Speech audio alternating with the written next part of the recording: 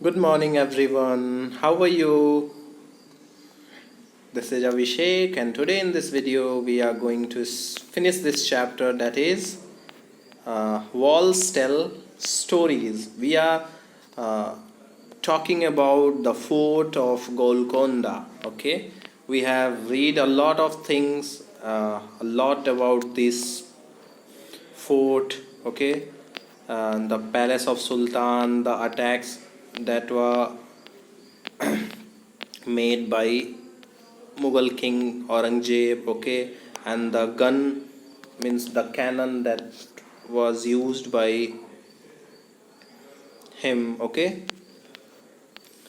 So इसके बारे में हमने पढ़ लिया and now we'll read about first of all let's discuss something. Discussion तो आपने कर लिया था. Have you recently read or heard about any country attacking or going to war with another country? क्या आपने रिसेंटली किसी कंट्री के बारे में सुना जो किसी और पे अटैक करना चाहती है? तो ऐसा तो अभी कुछ देखने में नहीं मिला, लेकिन अभी एक कंट्री है लेबनान. लेबनान में एक बहुत बड़ा ब्लास्ट हुआ, तो लोग ये अंदाज़ा लगाने लगे कि उस पे वो जो ब्लास्ट है वो एक्चुअली हुआ नहीं था, उसको कराया गया था और उसमें इज़राइल का हाथ था. ठीक है, तो ये कहा जा सकता है. और भी कई बार आप देखते हो चाइना और इंडिया में अभी क्लैश हुआ था. अभी हाल ही फिलहाल में क्या हुआ था, क्लैश हुआ था ना, चाइना और इंडिया के बीच 20 सैनिक भारत के मारे गए थे और उनके भी बहुत सारे सैनिक मारे गए थे. तो आप कह सकते हो ओके, तो ये क्लैश आप बता सकते हो. ठीक है, अभी ताइवान और चाइना के बीच में भी क्लैश चल रहा है. Got it. बहुत सारा क्लैश है, अगर आप न्यूज़ देखते हो तो आपको पता चल जाएगा. Okay, find out what was the reason for this war. किस वॉर के बारे में, अगर जिसको आपने देखा था, तो इंडिया के वॉर का रीजन क्या था. मैं दोनों का बता रहा हूँ. इंडिया और चाइना के वॉर का रीजन क्या था. चाइना हमारे गलवान वैली में कुछ लैंड को अक्वायर करके बैठ गया था. इसी वजह से हमारे सैनिक जो थे उनको हटाने के लिए गए और वहाँ पे ये क्लैश हुआ. और ये जो गोलकोंडा में जो वॉर हुई थी उसके बारे में क्या है कि मुग़ल जो किंग था वो बड़ा अम्पायर था, बहुत बड़ी अम्पायर थी मुग़ल डायनेस्टी की. वो पूरे भारत पे राज करना चाहती थी और साउथ इंडिया में उसका उतना बोलबाला नहीं था. तो वो चाहती थी मुग़ल अम्पायर की हम साउथ इंडिया को भी जीत लें. और इसी सीरीज़ में उन्होंने गोलकोंडा पे अटैक किया, लेकिन वो फेल कर गए बिकॉज 8 महीने तक यहाँ पे कैंप करके रहे लोग, बट वो एंटर तक नहीं कर पाए. ठीक है, जीतना तो दूर की बात थी. Okay, what kind of weapons were used in this war. Mughal वाले वॉर में कौन सा वेपन, तो स्वॉर्ड वगैरह तो यूज़ किए ही होंगे, लेकिन ये जो मॉडर्न वेपन था वो क्या था, कैनन. ठीक है, आर्टिलरी का यूज़ किया गया था. ओके, ठीक है. एक जो विनीत था उसको ये डाउट था, what kind of destruction was caused because of this. इस वॉर के वजह से क्या डिस्ट्रक्शन क्रिएट हुआ था. तो दोनों ही आर्मीज़ थी, मुग़ल आर्मी और गोलकोंडा के जो सुल्तान थे उनकी आर्मी जो थी, उन दोनों के बहुत सारे लोग क्या हुए, मारे गए, killed. Okay, many of army man killed in that war. और अगर आप इंडिया चाइना के क्लैश के बारे में कहोगे तो वहाँ पे भी बहुत सारे लोग मारे गए थे. तो यही डिस्ट्रक्शन का मतलब क्या होता है, नुकसान. तो क्या नुकसान हुआ, तो life of people. Got it, समझ गए. ओके, अब देखो, फाइंड आउट करना है आपको something. You have to find out. ये आप खुद से करोगे. यहाँ पे मैं आपको बता दूँ, the big gun that Shridhar saw was made of bronze. वो जो बड़ा सा कैनन था, जो गन था, उसे आर्टिलरी बोला जाता है. सबसे पहले उसे बाबर ने यूज किया था भारत में. इस कैनन को किसने यूज किया था सबसे पहले, बाबर ने, जो मुग़ल जो औरंगजेब के दादा के दादा के दादा थे. ठीक है, बाबर ने. और उसके बाद से इन लोगों ने इस्तेमाल करना शुरू किया। Got it. तो ये ब्रॉन्ज क्या होता है? ब्रॉन्ज का मतलब होता है कांसा। क्या होता है? कांसा। ये बनाया जाता है जिंक और कॉपर को मिलाकर। जिंक और कॉपर को मिलाकर एक अलॉय इसका बनाया जाता है, अलॉय, ठीक है, उसी को बोलते हैं ब्रॉन्ज। ये दो मेटल को मिला के बनाया जाता है, मिक्स करके बनाया जाता है, ठीक है। दो मेटल को मिक्स करके बनाए जाने वाले प्रोडक्ट को हम एलॉय बोलते हैं, ये याद रखना, ठीक है। एलॉय किसे बोलते हैं? The material that is made by the mixing of two metals in the appropriate proportion. Got it? Okay. Have you seen anything made of bronze? What? आपने ब्रॉन्ज से बनी हुई कौन सी चीज़ें देखी हैं? तो पहला तो ओलंपिक में जो 3rd पोजीशन हासिल करते हैं, तो जो मेडल मिलता है 3rd पोजीशन वाले को, वो किससे बना होता है? ब्रॉन्ज से बना होता है। किससे बना होता है? ब्रॉन्ज से। तो कोई भी पूछेगा कि आपने ब्रॉन्ज कभी देखा है, तो हाँ, हमने बहुत देखा है, क्योंकि भारतीय जो हैं एथलीट्स वो सबसे ज़्यादा ब्रॉन्ज ही लाते हैं, गोल्ड तो वो लाते नहीं हैं, ठीक है। अब बाकी आपने कुछ देखा होगा आपके घरों में जो कुछ बर्तन्स वगैरह होती होंगी, या फिर इलेक्ट्रिक इक्विपमेंट्स में यूज होने वाली चीज़ें जो होती है ब्रॉन्ज से बनी होती हैं। Got it? ओके। यहाँ पे tribal people have been using bronze to make many things. अब यहाँ पे ब्रॉन्ज का यूज आपको दिखाया जाएगा। Tribal people have been using bronze. जो आदिवासी लोग होते हैं वो ब्रॉन्ज का इस्तेमाल करते हैं बहुत सारी चीज़ों को बनाने के लिए। हजारों साल से वो इसका इस्तेमाल करते हैं। One wonders how they took out copper and teen. Okay, copper and teen, sorry, copper और जिंक नहीं होता है, कॉपर और जिंक नहीं होता है, कॉपर और टीन से मिलके जो बना होता है उसको ब्रॉन्ज कहते हैं। वो थोड़ा सा मुझसे मिस्टेक हो गया, इसके लिए सॉरी। कॉपर और टीन से, ठीक है। कॉपर और जिंक से जो मिलके बनता है उसको पित्तल बोलते हैं, ठीक है। वो भी एक अलॉय है। Got it? ये आपको 9th 10th में पढ़ना है, ये उतना आपको ज़रूरत नहीं है, ठीक है। कॉपर एंड टीन से मिलके बनाया जाता है किसको? ब्रॉन्ज को, ठीक है। और ये कॉपर और टीन मिलते कहाँ पे हैं? तो डीप माइंस, बहुत ही अंदर ज़मीन में ये पाए जाते हैं। They are minerals. ये क्या है? मिनरल्स हैं, और ये अपने ओर में छुपे होते हैं। किसमें? ओर, जिनको अयस्क बोला जाता है, ओर। ज़मीन में ये ओर में छुपे होते हैं, और उनमें से इन्हें पहले उनको खोद के निकाला जाता है, और फिर गर्म करके जो धातु होती है जैसे कॉपर और टीन, इसको गर्म करके अलग कर लिया जाता है, और इसकी जो बाकी की केमिकल कंपोजिशन होती है उसको हटा दिया जाता है, और प्योर हमें कॉपर और टीन मिलता है। उसके बाद से ये क्या होता है? इसका यूज किया जाता है ब्रॉन्ज बनाने में। Got it? यहीं पे ये लिखा हुआ है, मेल्टेड दीज मेटल्स।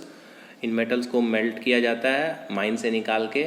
माइन से जब निकाला जाता है तो ये किस फॉर्म में होते हैं? तो ये अपने ओर के अंदर छुपे होते हैं, ठीक है। उसके बाद से इनको ब्यूटीफुल थिंग्स बनाने में यूज़ किया जाता है। Got it? Okay. Find out from your elders about some of the things made from bronze that were or are still used in your house. From its color, try to identify which one of them is made of copper and which from brass and which from bronze. Okay, यहाँ पे copper एक धातु है, brass भी एक क्या है? Alloy है। अलॉय का मतलब जो दो धातुओं से मिलके बनता है, और ब्रॉन्ज भी एक धातु है। तो ये 3 चीज़ें आप लोग देखना अपने घरों में, कौन कौन सी चीज़ें आपके घर में हैं जो कॉपर, ब्रॉन्ज और ब्रास से मिलके बनी हुई हैं, ठीक है। ये आपका काम है। Okay. When there was no telephone. Okay, यहाँ पे एक फैक्ट है जिसके बारे में शायद दीदी बता रही हैं। Didi asked us to wait at the king's palace. She herself went to fetch darwaza, sorry, Fateh Darwaza. वो कहाँ चली गई? फतेह दरवाज़ा। और उन्होंने कहा कि तुम किंग के पैलेस पे सारे लोग मेरा इंतज़ार करना। A while later we heard didi's voice, alert, I am Sultan Abul Hasan, I am very fond of music and kuchipudi dance. We all laughed. We were surprised how Didi's voice could be heard from so far. She later told us that if you stand at Fateh Darwaza, whatever you speak can be heard at the king's palace. Okay, what a nice thing. Okay, दीदी यहाँ पे बच्चों को कुछ बताना चाहती थी इस किले की खासियत के बारे में कि जब उस समय फ़ोन नहीं था तो लोग कम्युनिकेशन दूर से कैसे करते थे। तो वो पहुंच जाती हैं कहाँ पे, वो पहुंच जाती हैं फ़तेह दरवाज़ा के पास और इनको बोलती हैं कि तुम लोग किंग के पैलेस पे रहो, क्योंकि उनको ये बताना होता है कि जब फ़ोन नहीं था तो लोग कैसे कम्युनिकेशन करते थे इफ़ेक्टिवली इस पैलेस में, इस फोर्ट में। तो वो जाके वहाँ पे बोलती हैं, आई एम सुल्तान अबुल हसन, मैं अबुल हसन बोल रहा हूँ और मुझे म्यूज़िक और कुचिपुड़ी डांस, ये एक साउथ इंडिया का फेमस डांस है कुचिपुड़ी, ये डांस मुझे बहुत पसंद है। ठीक है, ये सुन के ये बच्चे हंसने लगते हैं और सरप्राइज होते हैं कि ये दीदी की जो वॉइस है वो इतनी दूर से कैसे सुन पा रहे हैं। ठीक है, तो बाद में दीदी बोलती हैं कि अगर तुम फ़तेह दरवाज़ा से कुछ भी बोलोगे तो ये किंग के पैलेस तक आराम से सुनाई देगा। ऐसा डिज़ाइन किया गया था उस समय का बिल्डिंग। ओके, समझ रहे हो? ओके, अब आते हैं अरेंजमेंट ऑफ वाटर के पास, कि इस पैलेस में अरेंजमेंट ऑफ वाटर कैसे होता था। The picture saw here is made after seeing a very old painting of those time. Okay, can you think why bullocks have been used here? Use your hand, move to show which direction the drum attached to road moves when the bullock moves. Okay, in which direction would the tooth will move? Okay, ये एक पानी का वो है, पानी को fetch करने का तरीका है। ये देखो एक व्हील लगा हुआ है जो कि पानी के अंदर है और इसमें उल्टे करके बाल्टी लगाई गई है। ठीक है, इसमें उल्टी करके क्या लगाई गई है, बकेट्स हैं। और जब ये बैल जो है, ये जो सांड है बुल, वो कनेक्टेड है इस ड्रम से, इस ड्रम से कनेक्टेड है और वो इस डायरेक्शन में जब घूमेगा क्या होगा, तो ये वुल किस डायरेक्शन में घूमेगी, ये जो गियर है ये किस डायरेक्शन में घूमेगा, इस डायरेक्शन में घूमेगा। तो फिर ये ऐसे घूमेगा और ऐसे घूमने से क्या होगा, ये जो है ये चलेगा, ये घूमना शुरू होगा और जब ये इसमें डूबेगा तो इससे पानी लेके किस पे गिराएगा, यहाँ पे गिराएगा, यहाँ पे गिराएगा और ये पानी जहाँ पूरे किले में पहुँचेगा। तो ये कितना अच्छा अरेंजमेंट है, आप देख सकते हो। Got it? ओके, ये टूथ द व्हील है। टूथ द व्हील का मतलब क्या हुआ, ये जो दांत लाइक स्ट्रक्चर हैं वो क्या है, वो पानी उठाने के लिए हैं। ठीक है, और ये पानी जब ये वुल घूमते हैं तो इससे कनेक्टेड है, ये पोल जो है ये कनेक्टेड है, ये भी घूमता है और इसके बाद से ये चलता है। मैंने आपको समझा दिया। Okay, look at this pole, look this pole show under the ground joins with another wheel which has number of pots in it. Okay, आप देख रहे हो ये पोल जो आप देखोगे इसमें बहुत सारे क्या हैं, पॉट्स बने हुए हैं। ठीक है, now imagine how would this garland the pots lift water from well. Okay, ये जो वेल है इसमें बहुत सारे पॉट्स हैं ना, बर्तन लगाए गए हैं। ठीक है, अब ये कैसे वाटर को फेच करता है ये आसानी से आप देख सकते हो, इसमें उतना कुछ जानने की ज़रूरत नहीं है। Do you now get some idea about the tanks could have been filled by lifting water from the walls. Even today we can see clay pipes in the walls of the fort. These pipes would have been used to carry water to different places. Okay, यहाँ पे आप pipes देख सकते हो इन walls में, ये जो है पानी को अलग अलग जगहों से लाने के लिए यूज़ किए गए हैं। ठीक है, क्ले पाइप्स हैं ये। आजकल हम कौन सा पाइप यूज़ करते हैं, आजकल हम प्लास्टिक और फाइबर के पाइप्स यूज करते हैं, लेकिन उस समय क्ले ही हमारे पास अवेलेबल था, तो उस समय जो पाइप्स वगैरह बनती थी वो क्ले की बनती थी। ठीक है, okay. Where else have you seen such wheels attach to each other, for example in the gear of a cycle और समवेयर एल्स। ऑफकोर्स हमने ये जो व्हील है ये बहुत जगहों पे देखा है, ये गियर वगैरह में तो यूज होती ही है। ठीक है, और भी जो बड़े बड़े हाइड्रोलिक मशीन्स वगैरह होती हैं वहाँ पे इसका इस्तेमाल किया जाता है। ठीक है, look around and find out how water is pumped up to the higher places. Okay, ground से हायर प्लेसेस पे आजकल वाटर कैसे पंप किया जाता है? आजकल तो इलेक्ट्रिसिटी है, मोटर से हम पंप कर सकते हैं। How water pumped up using electricity, how is water lifted without electricity. तो विदाउट इलेक्ट्रिसिटी हम हैंड पंप का यूज करते हैं, और इलेक्ट्रिसिटी से यूज करने के लिए हम मोटर का इस्तेमाल करते हैं, इलेक्ट्रिक मोटर का इस्तेमाल करते हैं। ओके, अब देखो व्हाट सैड साइट, यहाँ पे व्हाट अ सैड साइट, ये एक बहुत ही बुरा साइट है।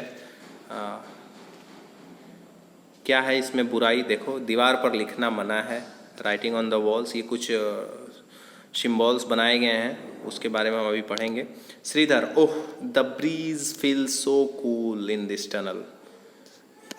श्रीधर इस टनल में घूमते रहता है, तो जो हवा बहती है ना, जो हल्की हवा बहती है उसे हम ब्रीज कहते हैं।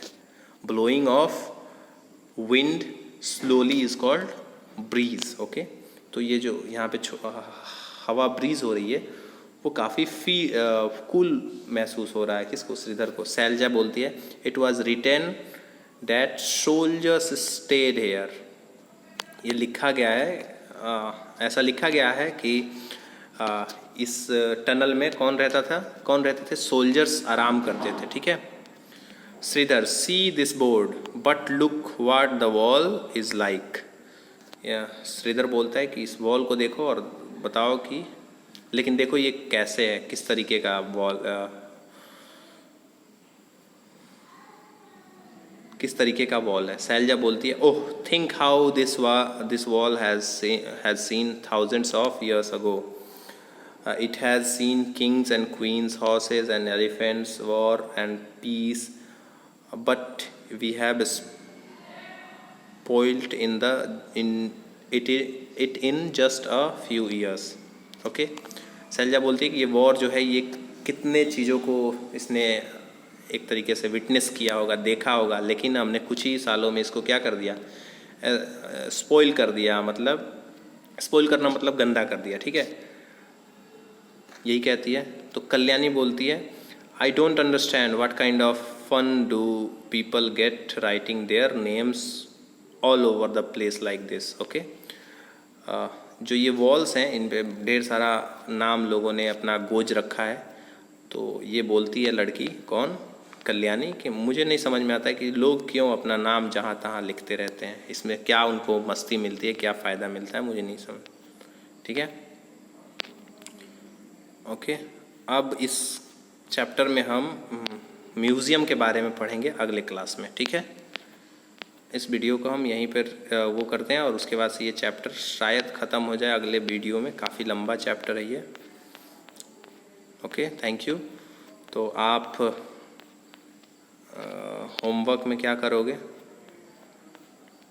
होमवर्क में ये जो क्वेश्चन है, यहाँ पे क्वेश्चन तो नहीं है, चलो मैं होमवर्क आपको दे दूँगा। किसमें? क्वेश्चन खुद से फॉर्म करके मैं आपको होमवर्क दे दूंगा ग्रुप में। Thank you very much, have a nice day.